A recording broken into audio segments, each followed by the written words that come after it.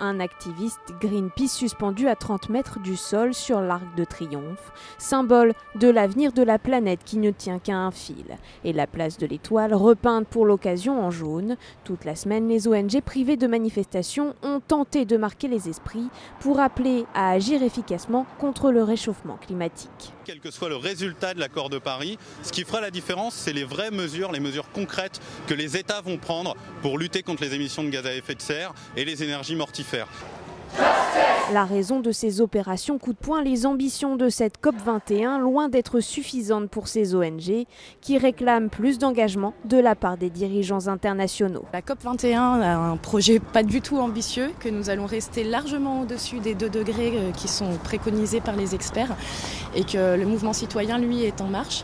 Malgré la signature attendue du texte, ce samedi matin, les militants écologistes continueront toute la journée à faire entendre leur voix. Des actions auront lieu un peu partout dans la capitale, notamment pour une marche pacifique avenue de la Grande Armée ou encore au pied de la Tour Eiffel où une chaîne humaine sera formée.